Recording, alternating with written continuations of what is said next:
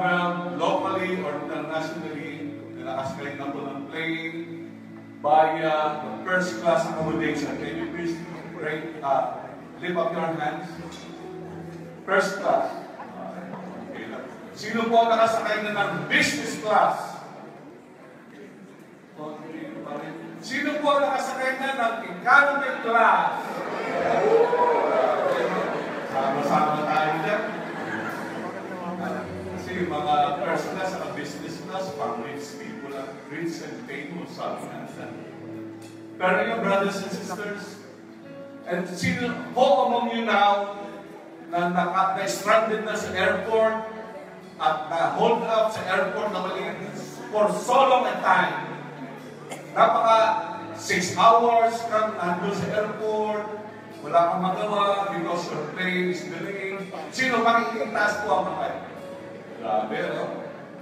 I for one had experienced that, sisters and brothers, about 2 months ago when I went to Surigao City. Yung pagbalik po nung return flight ko, alam niyo po, as to be able to have your seat not be cancelled, dapat po maaga na sa airport, amen? Early check-in. So I was there, check-in ako, siguro 2 hours before the flight, nandun na ako. And as usual, nandun po tayo sa waiting area. And siguro mga before 30 minutes before the flight, here comes the announcement. We are sorry, we are announcing that your flight is delayed for 1 hour. Okay, sabi namin mga pasahero, titingin na lang kami.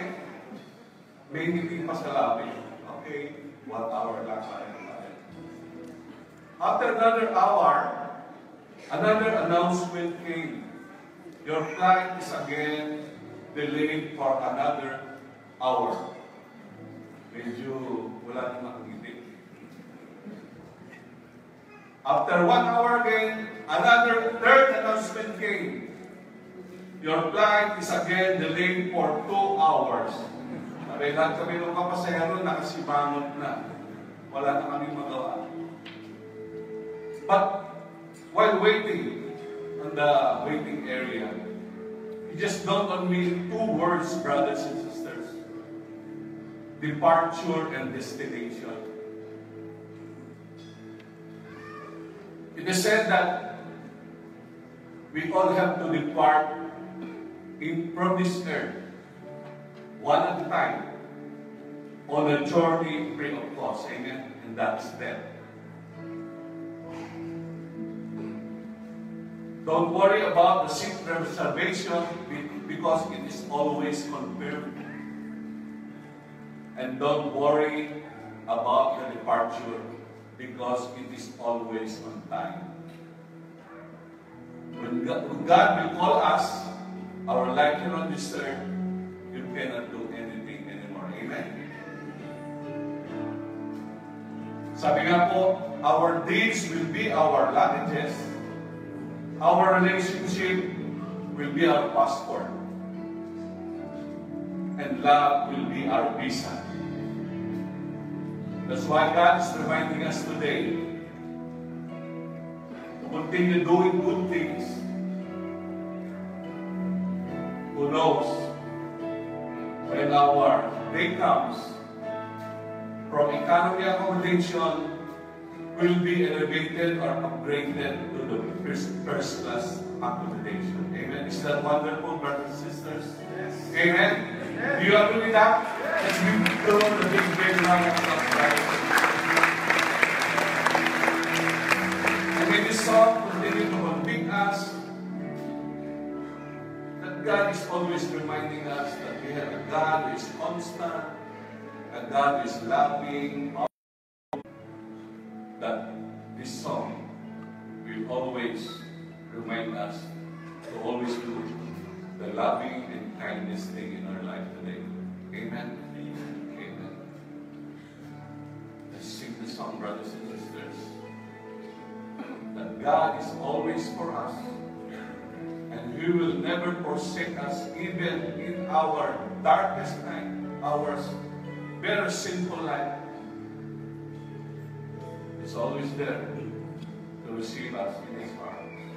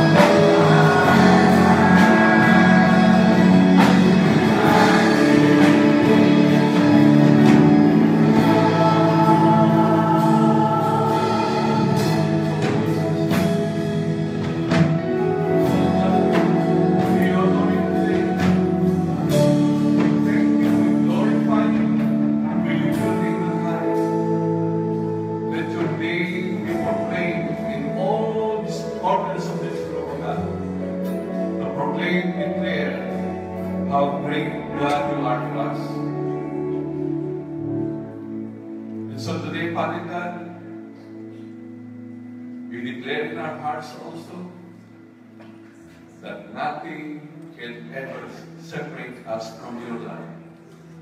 We are inseparable in your love, Lord Jesus Christ. Not even life or in death can separate us from your love today.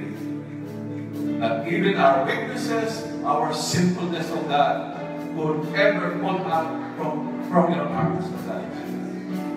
And we declare this today, in Jesus' mighty name. Amen. Amen. Let's sing this song, brothers and sisters. Yeah.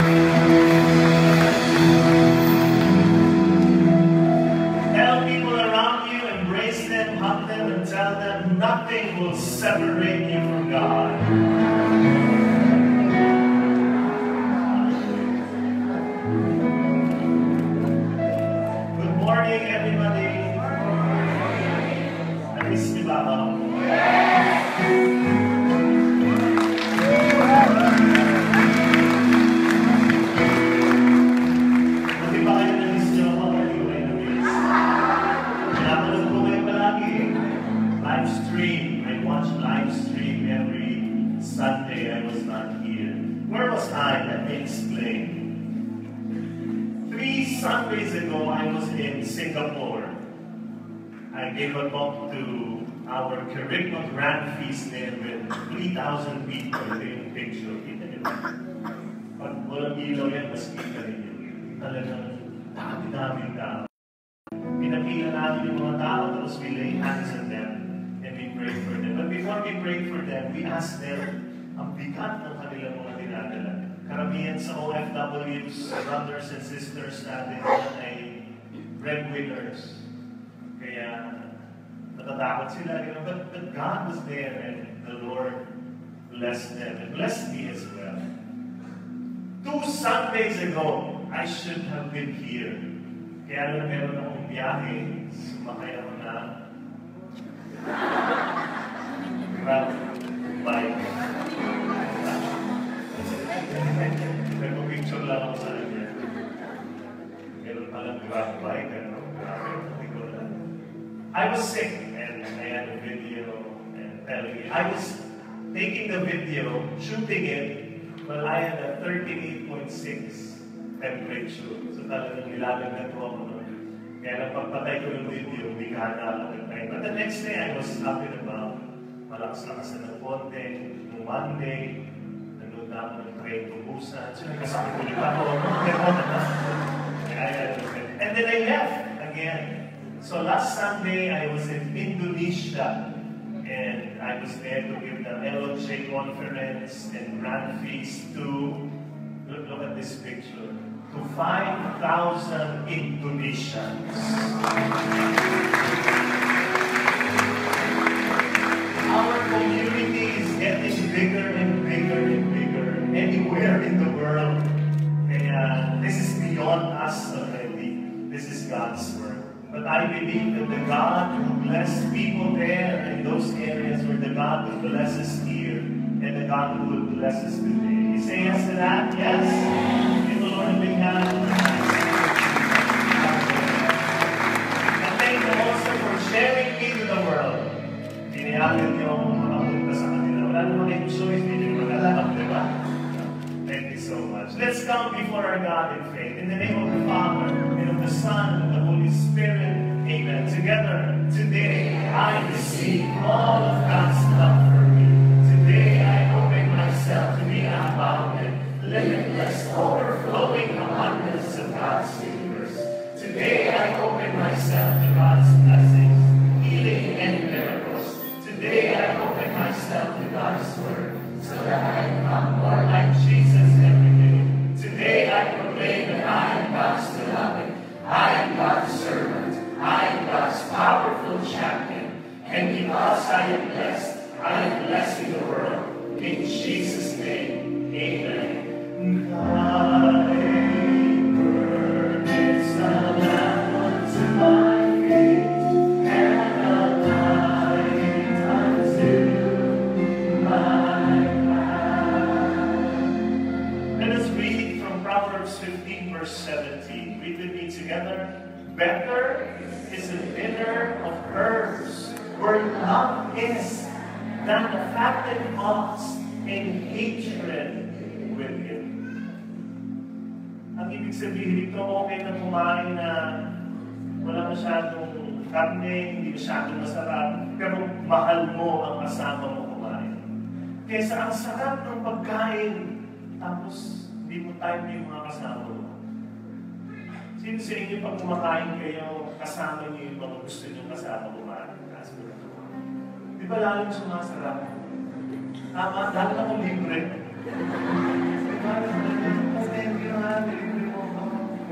Ako pag nililibre ako sa restaurant, pagdating ko pa lang, tapos nasabihin sa akin na nagsama, nililibre kita. Ang una ko tinatanong sa waiter, ano yung pinakamahal dito? Ang sarap pag kumakain ka na ang kasama mo, mahal mo at mahal ka. Kahit di masyadong masarap yung pag, hindi na mahalaga yung food. It's not that important. What is important is the company that you keep. In Tagalog, tatagalogin ko para mas maganda. Gusto niyo? Tagalog? Letsugas with love is better than lechon with hatred. Ano mas maintindihan niyo? kahit lechon, kasi yung kinakain nyo, basta puno ng pag-ibig. Kaysa lechon, tapos lahat naman magkakaaway, bakit nagawa? Diba? Kung sino ako ng panalo, siyang panalo. There is nothing wrong with lechon if you eat it once in a while. Ako, I eat lechon once in a while. Every 2 days, mga gano'n. But it is not what you really need. At the end of the day, the Bible says, the one that we read, you need love. Sabi mo nga sa katabi mo, you need love. Your soul is not the only one that needs love. Your body needs love as well. Ito yun. Medical research today confirms this. There were tests done that prove that love makes our physical body healthier. So here is God's message for you. Are you ready? Bring this home. Very, very simple. Alam niyo naman sa simple ang salita, pero mumuyain niyo ng mabuti. This is God's message for us. Love is your food. Love is your food. The whole talk let the Lord speak to you about this word. Put your hands over your heart, close your eyes, bow your head, and say this prayer after me. Jesus, I am ready for your word. Fill me up with love. And I believe I will bring home your miracles today. In Jesus' name. Amen.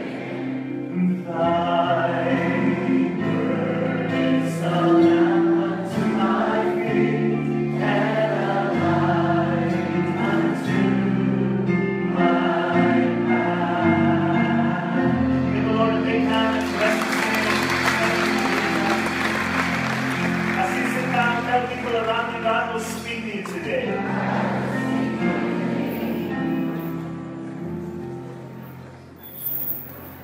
Talk number 3 of this series, Whole Again, is entitled Heart. 2 Sundays ago, you heard about the 7 doctors.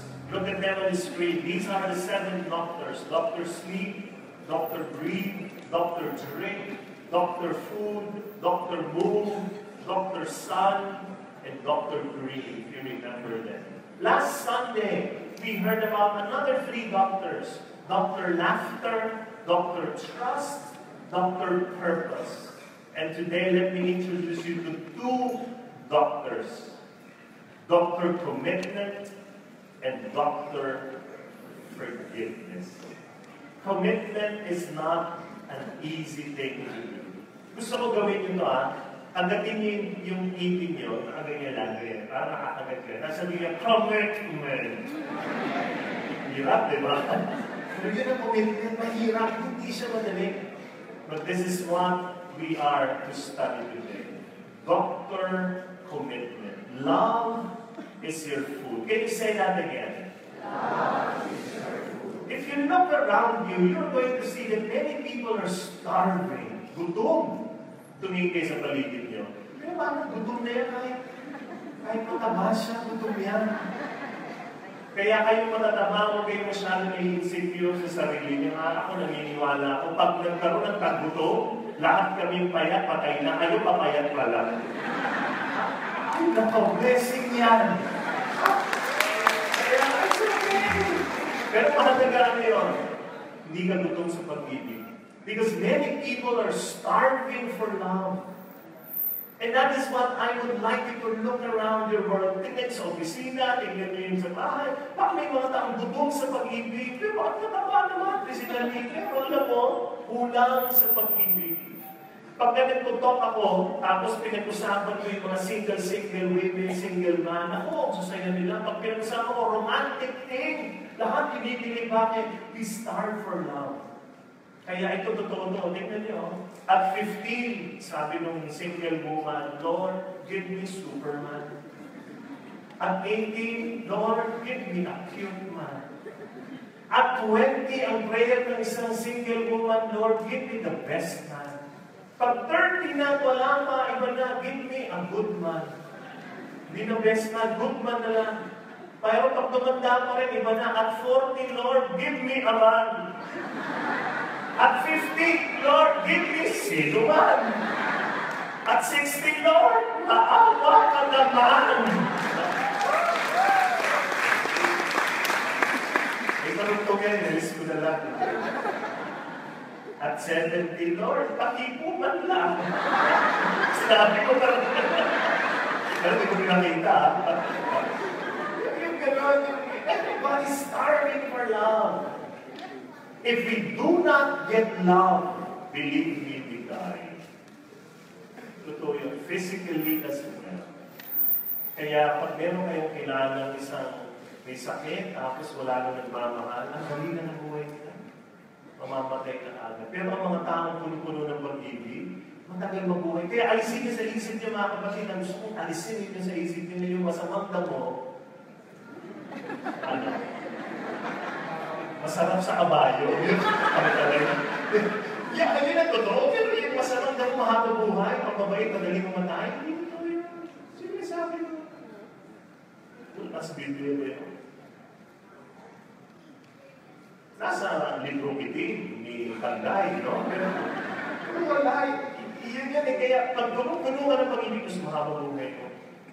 Sabi ni Dr. David McLellan, he is a psychoneuroimmunology. Grabe, no? Ang trabaho niya, aralin yung immune system ng tao. And he said, people who enjoy loving relationships are 2 times healthier than people who don't. Mas malusog. Yung maganda yung relasyon sa buhay, sa pag-ibig. That is why people who lack loving relationships increase the risk of early death by 50%.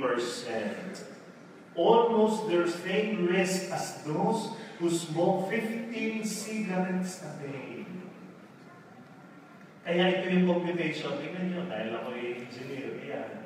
No loving relationships equals smoking cigarettes. Ang malala. Wala ka nang mahal sa buhay. Galit ka sa lahat. Nag-yosi ka pa. Patay. Yun yun.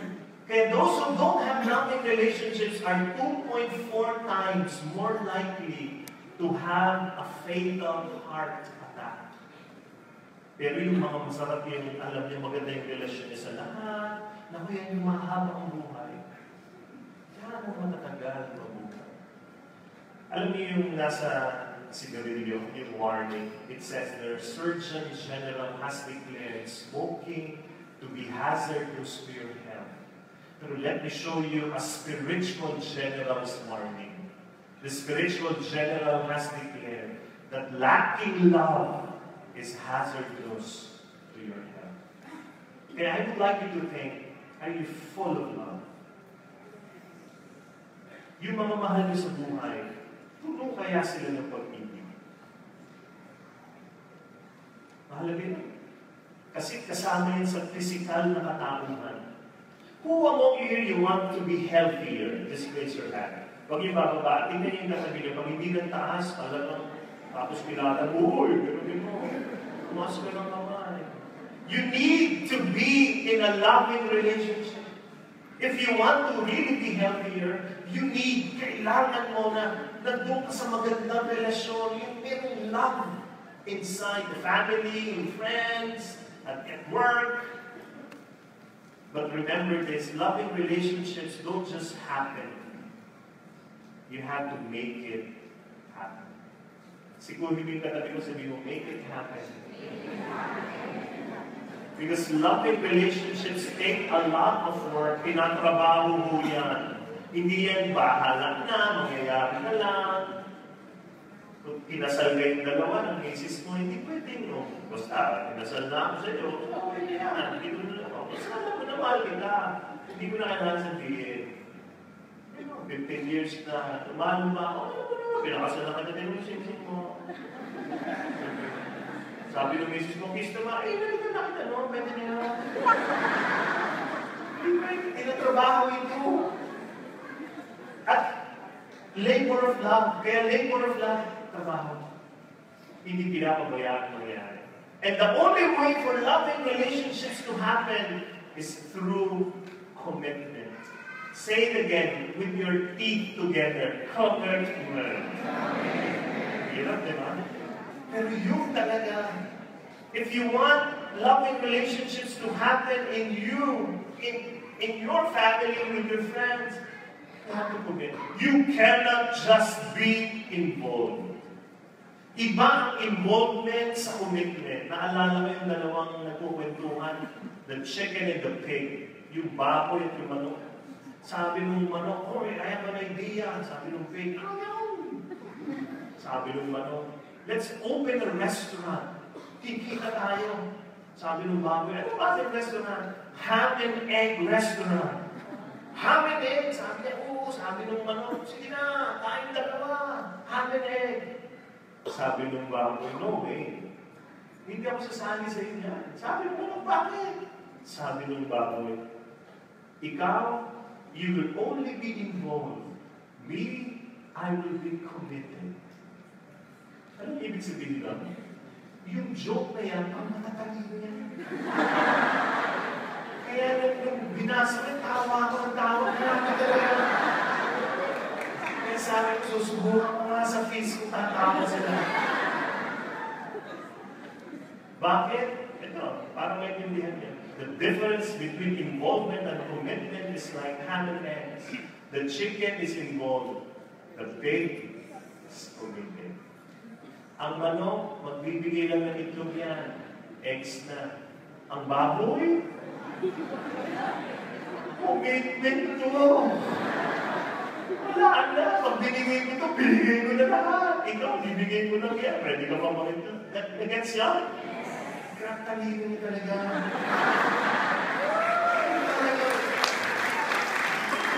Kailangan na paliwanag talaga, di ba? Are you a chicken or are you a pig? Think about it. Yung iba konting involvement lang. Nanligaw, pero mabalik-balik. Ano ba? Niligaw mo ba ako? Hindi. Tayo na ba? Oo. Ano? Oo. Ano MU? Walking boy. Hindi pwedeng involvement lang. You have to be committed. Are you a chicken or are you a pig in your relationships? The reason relationships don't work is simple. We just want to be chickens, not pigs. Kunting involvement lang. Wala talaga yung buong buhay. We just want to give our eggs, not our body. We want to give a part of ourselves, not our entire self. Remember, loving relationships require selfless sacrifice. Kung nasakripisyo ka, kasama yan, hindi pwedeng wala. Kung hindi, involved lang yan. Pero yung commitment, mahirap, may sakripisyo. So big suggestion is this, look at the screen, you put more love in your calendar. Ano ibig sabihin yan? Sa kalendaryo nyo, kaysa punuin nyo ng trabaho, punuin nyo ng pagkakataon na ikaw ay mamamaligiran ng pag-ibig at magpapahayag ng pag-ibig. One thing there is vacation. Maglagay kayo ng bakasyon. Hindi pwede. Tingnan na natin kung may oras, bakasyon tayo. Hindi, kasama yung bakit. Kasi sa bakasyon, huwag naman magbakasyon ka, mag-isa ka lang. Diba? Isama mo yung mahal mo sa buhay din. At pagkasama sila, that's the time you invest in love. Look at your schedule. Ano yung unang nandyan? Let me share with you what happened to me a few days ago. Tama-tama to. Sakto. Put more love in your calendar.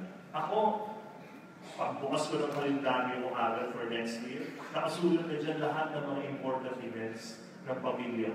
Non-negotiable yan. No one can invite me during this period. Why? It is the birthday of my daughter, my son, my wife. Ganyan. Nakasulat na yan. Talagang no way. Nakapako na yan. May activities na ito, nakapako na yan. You know what happened a few days ago? I missed a schedule. And it tore my heart. Talagang, nandun ako sa Indonesia, dugo ang puso ko. Si Heli, my grade 3 daughter, meron siya sa school nila, father-daughter activity yan. For half a day, whole day, once a year. nakaschedule yan. Grade 1 siya, I was there. Grade 2, I was there. Itong grade 3, ito last week, I was not there. Bakit? Wala sa schedule ko. I did not forget. Sabi niya sa akin, Bobby, next time, do not forget. Sabi ko, anak, I did not forget. I didn't know. Hindi nakalagay sa schedule ko yan. Ang problema, nasa Indonesia ako. Talagang magpapagulo lahat. Diba? Patay. Uuwi ako. Ang laki ng gastos natin, anak. Wala akong masyadong singil ngayon. Yung gano'n. So, ang lungkot niya. Tapos I tried to explain, but she was so sad. Pero alam mo, at the end of my explanation, you know what she said? Sabi niya, okay, Dad, I'll just look at it on the bright side. Sabi ko, wow, what's the bright side? On that day, the father-daughter day, I will not go to school. Saya bigla, oh. I was torn. I was there abroad, and anak ko na sa bahay. Gusto niyang kalaro ako doon. Yung ganon. It was a mistake. At pagbalik ko dito, talagang bawi ako. Tapos sabi ko, anak, we're going on a date. Ay, dalawa na. Thank you, Daddy. Ito na. Kahapon. Sabi niya, Daddy, I know where we will go. Where? Ay, dalawa lang anak. Yes, I know where. Nail spa. Anak, Daddy is Daddy. Nail spa. That's your date with Mommy. Okay. Parlor. Pero pa rin. Yun talaga. Bawi! Pero sa akin, put more love in your calendar. Rather than put more work in your calendar. Bakit? Ay ilang mo ang buhay, tandaan niyo. Tingnan niyo yung sarili niyo. Tingnan niyo sa sarili. Tingnan niyo mata niyo. Parang nahirapan niyo. Iba ganun ka. Hindi na kayo bumabata. Hindi na rin bumabata ang mga anak natin. Pag lumaki na yan, ay na niya kayo masyadong kasama. Tama ba? Nung maliit, kung mga siksik, parang gusto bumalik sa sinapupunan. Pag high school na, ay ka na. May sariling lakad. Pag naglalakad kayo sa mall, napansin nyo, ang layo nila. Nandun sila, naglalakad dito may mag-asawa, nandun sila kami. Ayaw, kaya, kami si Mami Daddy. Pero tingnan mo, pag pumasok kayong dalawa sa restaurant, susunod ka agad. Marunong. Pero sa akin, put more love in your calendar. If you are not, I believe in this, if you're not going to decide your future, someone else will. Other people, they have many designs for your life. And they will be forcing you to do this, do this, do this, do this. But if it is not what God wants you to do, why will you do it? So you go deepen your connections. Because that is your food. Please stop starving yourself. Stop. Gutom ka sa pag-ibig. Gawin mo ng paraan. Humingi ka, ischedule yung buhay mo. Especially with your connection with the most important person in your life. And who is that? God Himself. My strong suggestion is this: each day, have your date with God. Find a date with God. Find a time wherein you can pray. Naalala ko yung mga bata, mga estudyante, grabe mo magdasal. Tingnan nyo, ito yung dasal nila. Now I lay me down to rest. I pray to pass tomorrow's test. If I should die before I wake, that's one less test I have to take. Pero at least ang dasal. Sa akin magdasal kayo. Because that is a time when you connect with God and you are going to be filled with the love of God. When you take time with God and listen to His voice, He renews your strength and enables you to handle life. Go and meet Him anytime and just have a date with Jesus. Can you tap 3 people around you? Pagiging nyo sabihin mo, have a date with Jesus.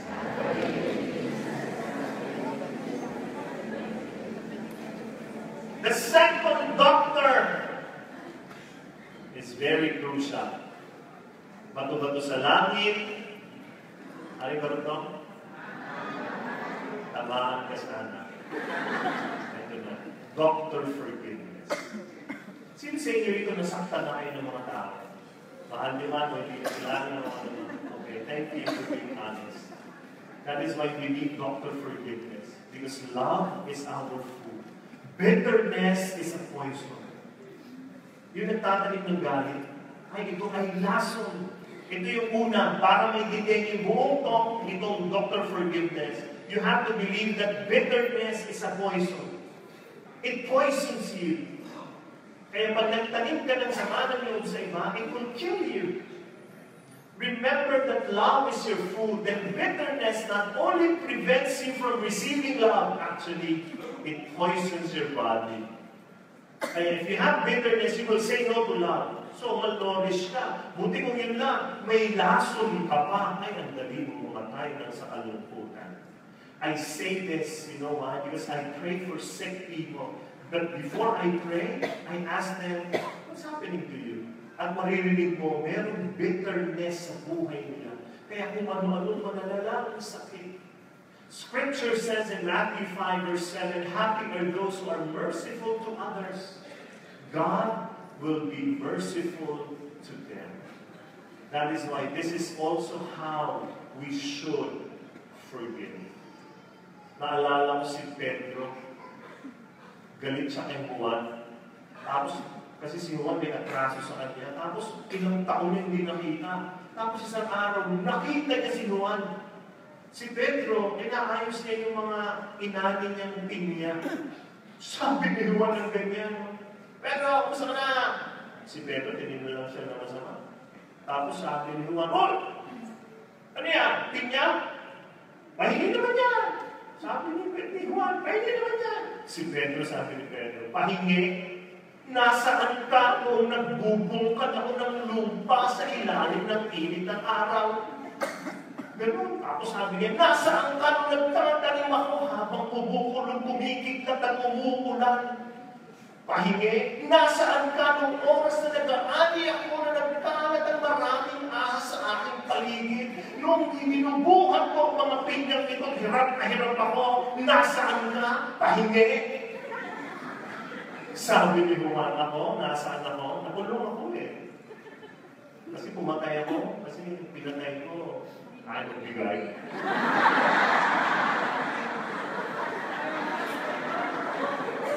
Sabi ni Pedro, ganun ba? Kuha ka na, ay kailangan. Ako, may langka pa doon. Learn to forgive and be merciful. Tapigin mo yung katabi mo, lakasan mo, para mag-isip. Kasi mo, forgive!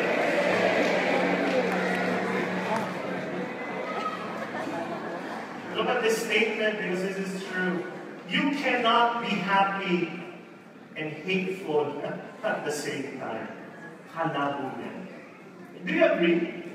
You cannot be hateful and happy at the same time. Ang labo yan. Kaya pag naririnig mo yung kantang ito, labog-labog, I hate you, I love you, I hate that, I want you. What is this? Ah! Oh my gosh, what is he talking about? Diba? I hate you, I love you, I hate that, I want you. Labo. Eh, hindi pwedeng masaya ka tapos may galit ka. Maniwala kayo, kakainin ng galit niyo yung sayo niyo. Let me give you an analogy of chronic anger, of bitterness. Paano bihira dito? It is like holding a knife, kutsilyo, and you want to stab your enemy at the back. Gusto mo saksakin. Kaya lang, pag meron kang chronic bitterness, anger, baliktad ang hawak mo sa kutsilyo. Tingnan mo, baliktad. Sasaksakin mo yung kaaway mo, pero pag sinaksak mo siyang ganyan, anong tatama sa kanya? Yung handle, masakit ba ito? Hindi masyado. Gusto mo saktan talaga? Nakasag mo. Pero wala mo, hawakan ng grabe ito. At pag ginawa mo yan, anong mangyayari sa kamay mo? Ikaw rin nasusugatan. Kaya ang galit, kala mo nakakasaksak ka, pero baliktad yan. Nasa iyong blade. Kaya pag sinaksak mo yung taong galit na galit ka, ayaw magpatawad, you are actually hurting yourself. Do not hurt yourself. Set yourself free. Hindi ko alam baka may mga iba sa inyo rin na talagang inabuso kayo ng kung sino man. Yung kapatid nyo, yung bata kayo, sinunog yung buhok mo, kaya kalbuka kayo. Yung future ko nawala. Sa akin, can continue that bitterness, you are stabbing your siblings, but you are hurting yourself more. Pwede kayo magtanong sa akin, sabi niyo, Brother Aaron, itong tao na ito, hindi naman humingi ng tawad sa akin yan, ito papatawarin. He is not repented. Hindi nagsisi. Kaya pa. Sa ginawa niya sa akin, nagmamalaki pa. He doesn't deserve to be forgiven. Narinig niyo yun? Nakarinig na kayo ng ganun. Ako maraming beses. Pero alam niyo, that is foolishness. Pag sinabi mo, hindi siya dapat patawarin, hindi ka humingi ng tawad sa akin. Why is it foolishness? Because you do not depend on the other person to do something before you drain out the poison of anger out from you. Pag hinintay mo yan na humingi ng tawad sa iyo, gaano katagal yung lason yan sa buhay mo? Lugi ka. Sabi mo sa katagal mo, lugi ka. Hindi na talaga humingi ng tawad yan. Hindi na kayo nagkita kailanman. Luging-lugi ka. That is why never wait for the other to deserve forgiveness. Never. You forgive. You start the process of forgiveness. Analogy, simple analogy. If an evil person pushed you into a giant tank filled with toxic chemicals, sinula pa kayo bigla. Kung bumagsak kayo doon, imagine nyo, sarili nyo, mahalaga ma-imagine nyo, ha? Bigla kayong tinulak sa isang toxic chemical. Paghulog yung ganyan, ano gagawin nyo? Ano gagawin nyo? Maninisi ba kayo? Habang nandun, ito talaga. Hindi pa alas dito, kasi kung hindi ng tawad. Tama ba yan? Toxic yan, ha? Labas ka agad. Tapos saka mo sabihin sa kanya, hindi ka ng tawad sa akin. Pero hindi pwede yung iba gano'n. Nalunod sa poison ng galit, pero ayaw umalis doon. Bakit? Inihintay niya humingi ng tawad yung nagtulak sa kanya. Sinaktan ka ng ex mo. Pinagpalit ka sa mukhang palaka. Kaya feeling mo mas mukha kang palaka. Kailan mo siya papatawarin pag humingi ng tawad? Come on, ikakasal din. Hindi na hingi ng tawad yan. Pero pwede ka magpatawad para ano? Para makalaya ka na doon. Do not wait. Get out of the pool of poison that you are swimming in right now. Sabi mo sa katabi mo, get out of that pool. You forgive not because they deserve to be forgiven. No. Most of them, they don't deserve to be forgiven. You forgive because you deserve to forgive. You deserve inner peace. You deserve fullness of life. That is what you deserve. They don't deserve forgiveness, but you forgive. Why? Because you deserve to forgive. Para lumaya ka na. You deserve inner happiness. You deserve spiritual freedom. And you deserve the physical health that comes from forgiving. And this is how God forgave. Alam niyo kung kailan tayo pinatawad ng Diyos? When we were at our worst. Follow me here. Jesus was at his best when he was on the cross. He was at his best. When we were at our worst, that was the time God forgave us.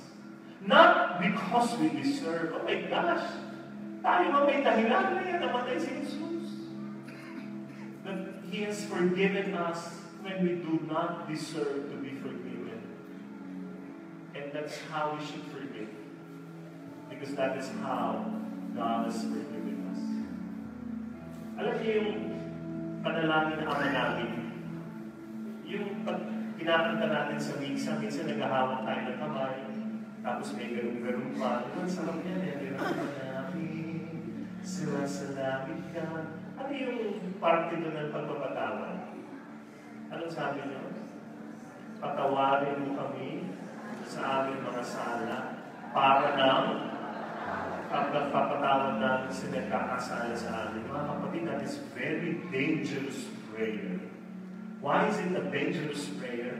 Sinasabi mo kay Lord, Lord, ako ha, huwag niyo ako papatawarin ha, ako hindi ko pinapatawad ng mga to. Yun yun. Kaya pag hindi nyo kaya, pagdating dun sa pagpapatawad, ganda! It is a dangerous prayer. Diba? Patawarin mo kami sa aming mga kasalanan para lang katulad ng pagpapatawad natin. Kaya sa akin, magpatawad ka tayo. Kung sino mang nakasakit sa inyo, so that you can come out of this poison and receive fullness of joy. Titus said, He saved us, Jesus. It was not because of any good deeds that we ourselves have done, but because of His own mercy, He saved us. Forgiveness is never an emotion. Forgiveness is a decision. When you decide to forgive, even if you feel like hatred is in there, decide to forgive. Lord, I decide to forgive. Believe me, God's power will work in your heart. And the feelings of forgiveness someday will disappear. Because forgiveness is never an emotion. Forgiveness is a decision. Amen? Amen?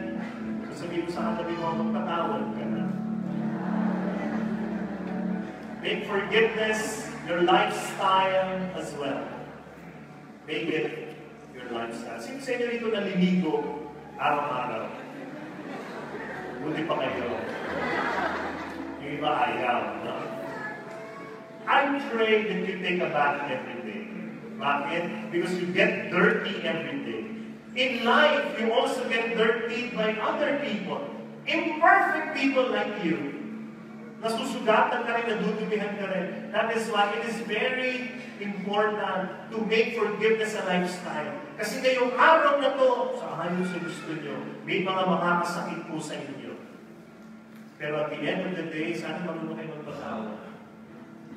Yung mga anak nyo, sasaktan kayo niya ngayong araw na to. Pero marunong ka magpatawad. Kasi yung tikim-kim ka, ikaw na lang, paglaki mo, babalik sa lahat to. Gagawin din yung anak mo yan. Eh, nagpare, so hindi nagkaroon ng anak. Sa akin, make it a lifestyle. Make forgiveness a lifestyle. And then you are going to really feel that you are becoming healthier and happier. Again, love is your food. Sabihin mo sa kanila mo, love is your food. Give the Lord a big hand for His word. Let's all stand at the end. So, we are going to sing a song that we sang in Indonesia. This is not Indonesia, this is English. But this song was the theme song of the whole conference. And this was composed by our community in Indonesia. Mga Indonesians sa gumawa. But let me give you an exhortation in this. The title of the song is Unshakable.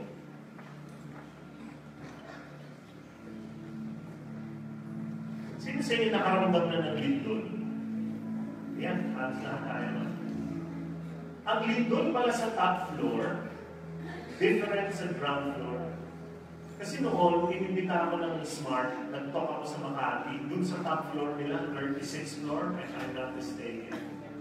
Tapos, during the closing of my prayer, lumindol. Ang lakas lumindol. Akala ko, mamamatay na ako. Pero lahat ng tao kausap ko, walang lumalabas. Kasi hindi pa nag-bell yung warning bell nila. At saka saan ka pupunta? You're the 36th floor. Oh my gosh, ang lakas talaga ako. Natakot ako umawag sa podium.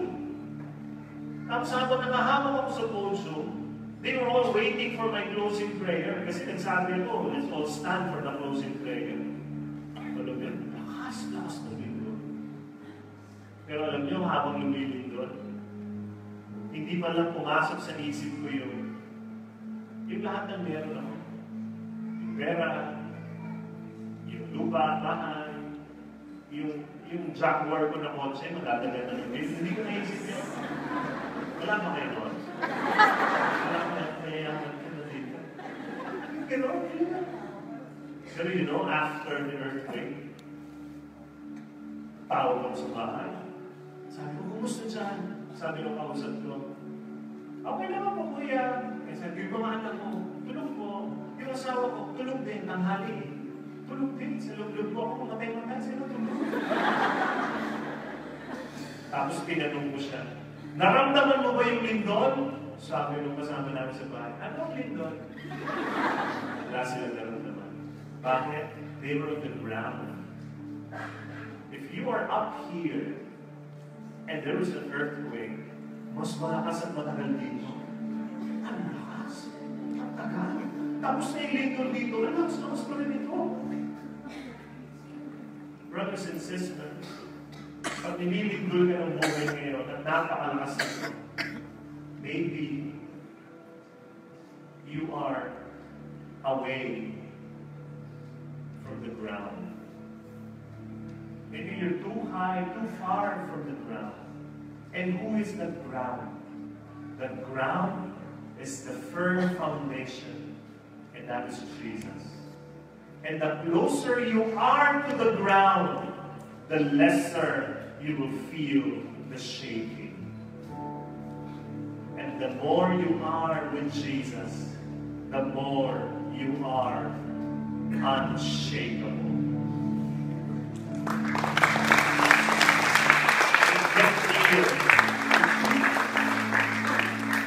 Be with Him. Kaya itong lindol na nararamdaman mo ngayon sa buhay mo, yung problema mo, kung ano man yan, hirap, tingnan mo, napakalayo mo sa Kanya. This is a time God is calling you, come near me, I am with you.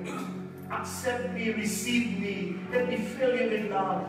Go near to the firm foundation so that your feet will never fail you.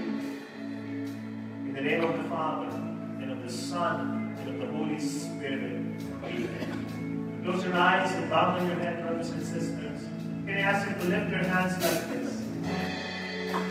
Just lift up your hands to Jesus and surrender to Him.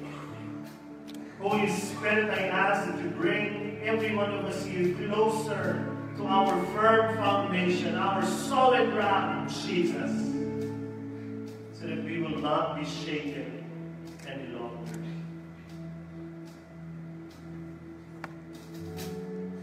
God is here. God is here.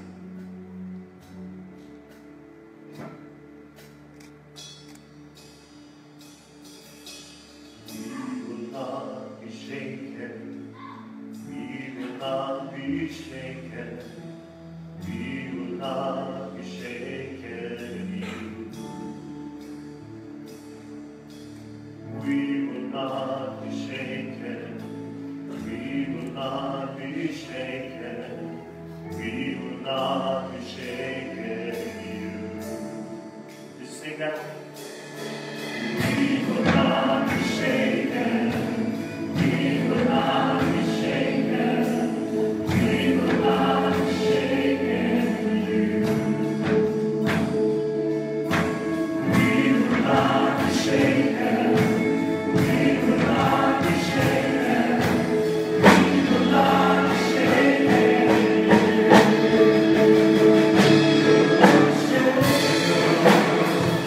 We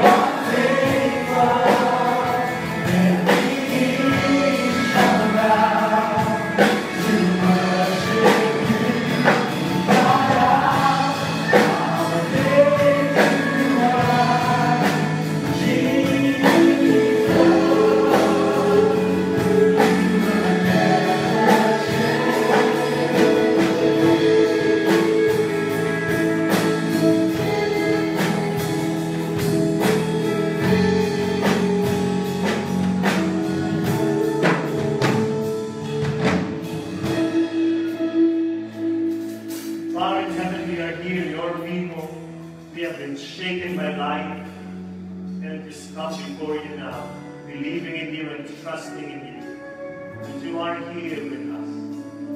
Hold us firm. Keep us safe. We trust in you, O Jesus.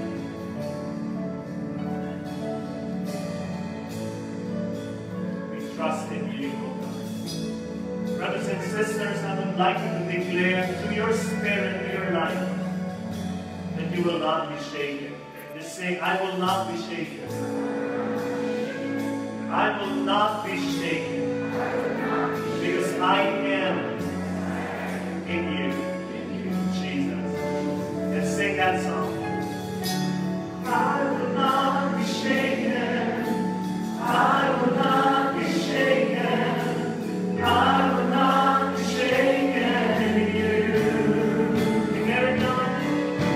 And I will not be shaken. I will not be shaken. And I will not be shaken in you. I will not be shaken. I will not be shaken.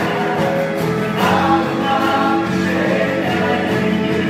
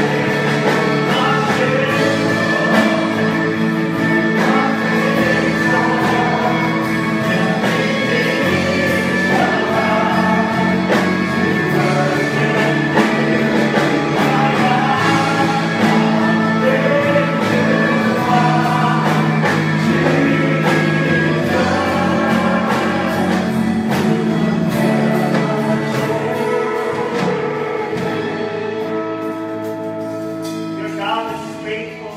He will never change. Come before Him now with your dreams and with your prayers. If you have Him to lead us in God's love, just lift Him up. If you don't, just lift up your hands like this as a sign that you would like to surrender everything to a God who is unshakable. And say this prayer after me. Jesus, I believe you are the firm foundation. You will not be shaken. You will not be surprised. And Lord, I know you will say yes to all my dreams, to all my prayers, and I claim them in Jesus' mighty name.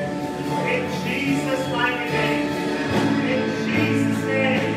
Amen. Amen. Hallelujah. Oh, wonderful God.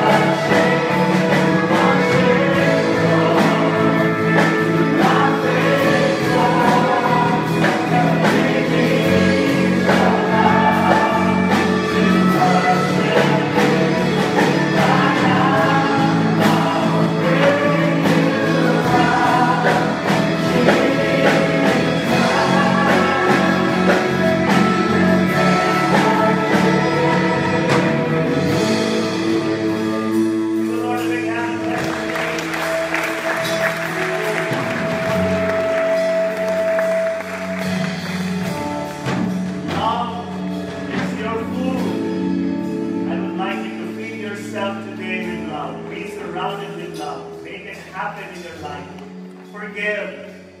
And don't just get involved, be committed. I would like you to embrace people around you, hug them, and tell them, I love you.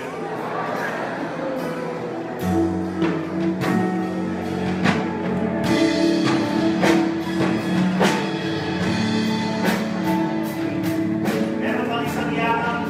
Send them embrace. Embrace your loved ones. And as you embrace them, tell them, I forgive you. Go on.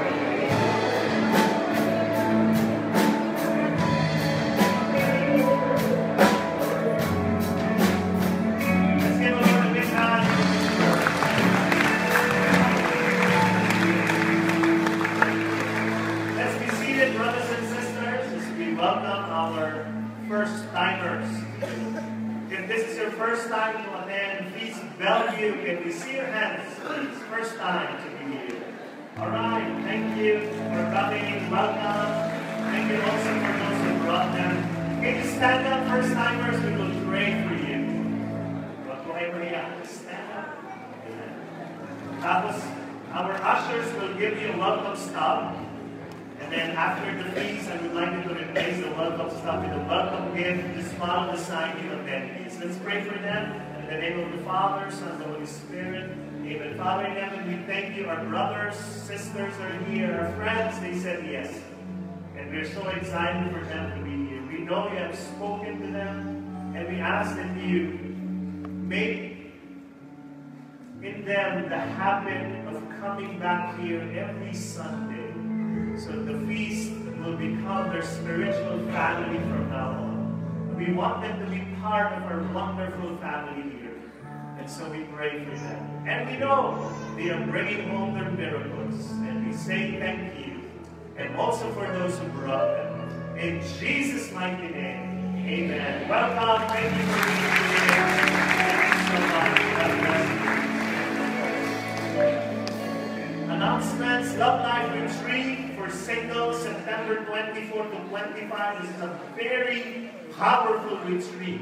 If you're a single person, we would like you to go and register, join us in this Love Life Retreat. Just go to the booth over there. Announcement is we would like to let you hear from one of our feasts in Ortigas. They are going to promote their jewels. So let's welcome Burley Malapit. Good morning, brothers and sisters at Feast Bellevue. I'm really from this Ortigas. I came all the way here to promote our jewels culminating activity on October 8th, and that will be on Unilab Pioneer Mandaluyong.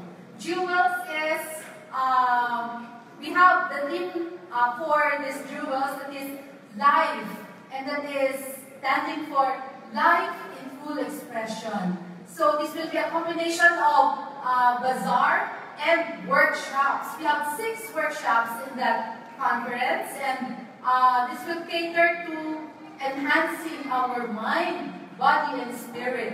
Okay, so the workshops will talk about first yung expressing your lifestyle, okay, through dressing confidently and making over, okay. Now, expressing our appetite through our healthy cooking demos and healthy eating tips. Okay, expressing our strength, meron kami yoga or Zumba. Okay, so we have also expressing our creativity through basic brush calligraphy. Have you heard of that? Okay. So techniques on writing beautifully through calligraphy. Expressing our faith.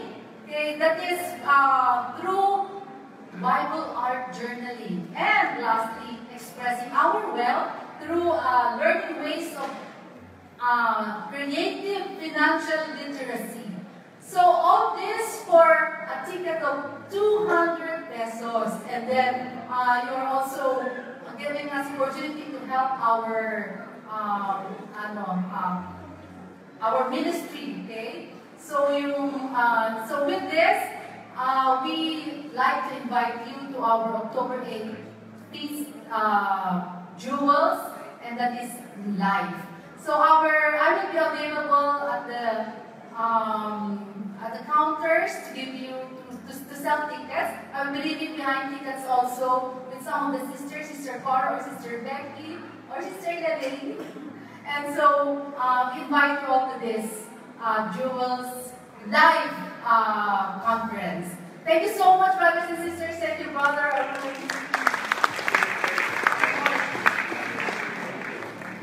Now let us be exhorted. Let's listen to a sharing from one of my high school classmates. And he's been here serving with us. And I'm delighted to be blessed by Anthony de la Cruz.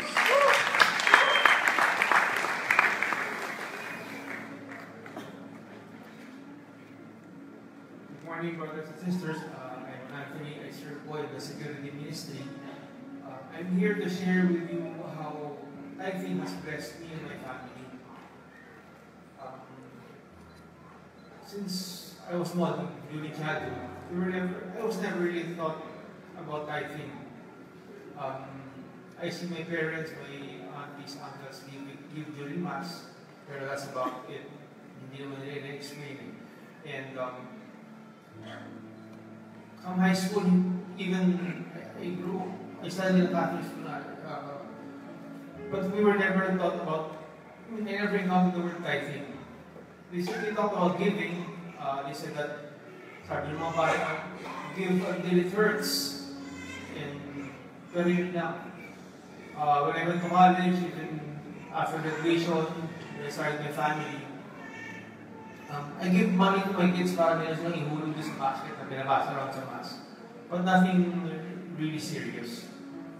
When I got here in the feast, doon ko lang na-encounter talaga ano yung tithing. And doon ko lang nalaman.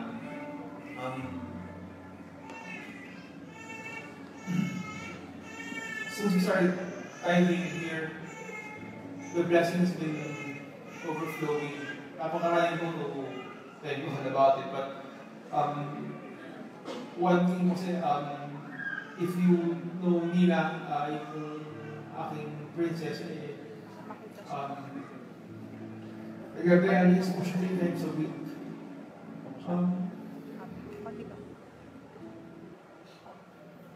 In the beginning, medyo mahirap dahil the family singers, gano'n lang, and she had to do it 3 times a week.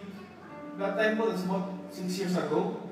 Each session would cost about 3,000 plus. And there was one time na medyo drained na wala talagang money. And the next day po was her scheduled dialysis. Noong time na wala pang hindi any money.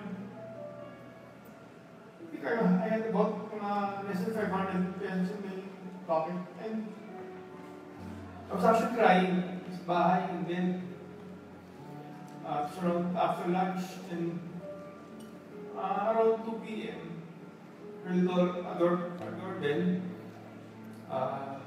for some reason, I felt wanting a back. So I stood up, I was going down, nag-doorbell ulit siya, mahaba, malakas. Parang nakasar na ako lang.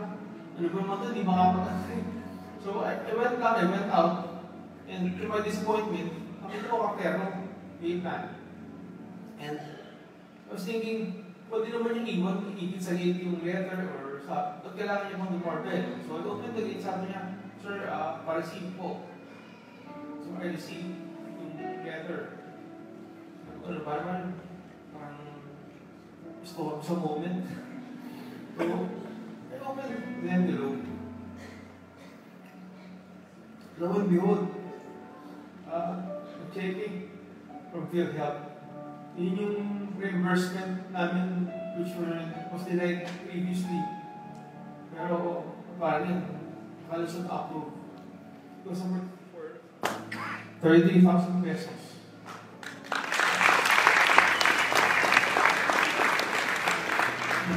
At hindi lang po yun, dahil hindi ko napapatalo si Lord. Dalawa po pa rin envelope. The other had another check for 30,000 pesos. So, in the thing, around 2:30, I still had enough time to encash the check, so I can use the money for tomorrow's session.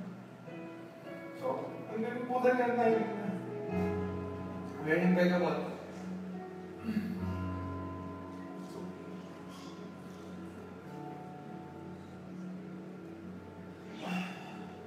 And if I could just remember yung gospel ni Father Dave kanina, we are all just entrusted with all the things we have right now. So while we still can, like Broken Shepherd, give it out. Ibalik po natin sa kanya yung para sa kanya at yung kay Lord talaga. And as I said, hindi ko siya papalalo. Hindi po po sa mga nibigay namin ng family yung tinatamasa natin ngayon. Honestly, kung hindi kayo magbigay, He was still blessed. He was still able to wake up tomorrow, breathe, and receive all those blessings. Pero if you learn to tithe, yung po yung sabi, siksik, biglig, apaw. Thank you.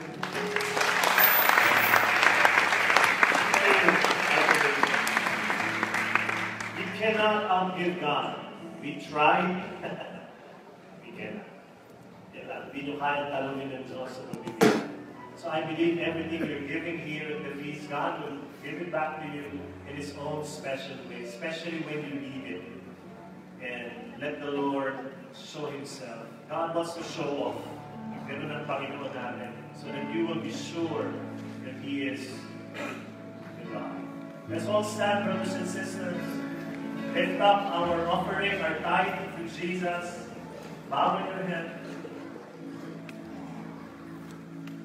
And let me pray for you. Father in heaven, these are your people giving to you their treasure, because you are their greatest treasure. And so I ask the Lord to receive it, because we give this to you with joy. And I pray, O God, that you open gates of heaven now and pour out your abundant blessings upon them. Say yes to all the prayers written here, O God, especially those who are impossible to do by ourselves. We are claiming this prayer in Jesus' mighty name. Amen.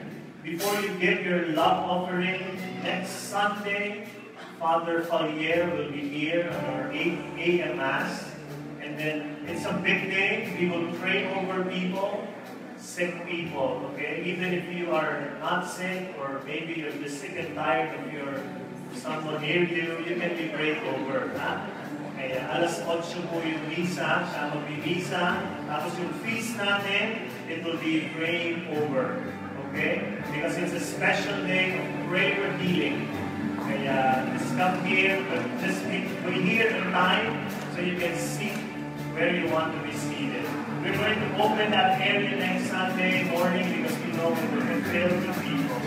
And I believe healing will happen starting today. In Jesus' name, amen.